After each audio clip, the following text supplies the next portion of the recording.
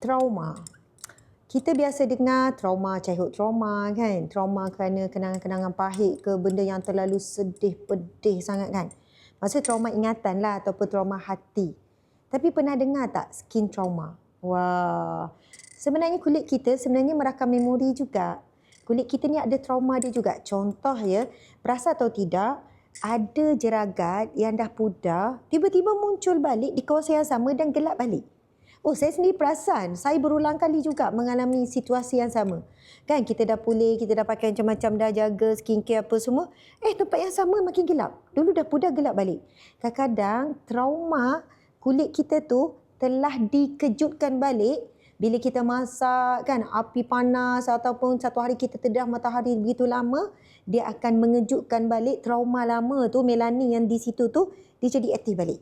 Jadi, minuman yang saya pegang ni, Choco Collagen ni, Dermagia ni, Choco Collagen ni, dalamnya ada white tomato extract, tomato putih yang sangat kaya dengan antioksidan. Dia lawan trauma dan dia boleh tidurkan melanin tu dalam tempoh yang lama. Dia macam tidurkan, dia tak kejutkan, dia kontrol penghasilan melanin di tempat yang sama.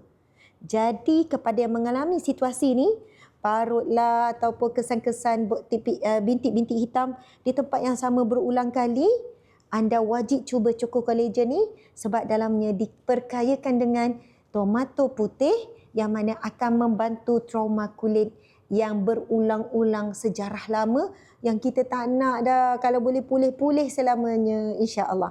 Kepada yang ada masalah kulit kusam, jerawat, bekas parut jerawat yang lama tak hilang-hilang, masalah jeragat ataupun melasma, insya-Allah ini adalah satu minuman kesihatan dan kecantikan untuk mereka yang menghargai ciptaan Allah iaitu kulit kita dan yang sangat menghargai diri sendiri. Hadiahkan minuman ini untuk diri kita. Insya-Allah anda akan boleh lihat jika anda minum setiap hari secara konsisten, paling kurang 1 bulan, peringkat awal kulit lembam, masuk bulan kedua atau bulan ketiga dah nampak pencerahan seluruh tubuh badan. Masya Allah, siapa pernah rasa?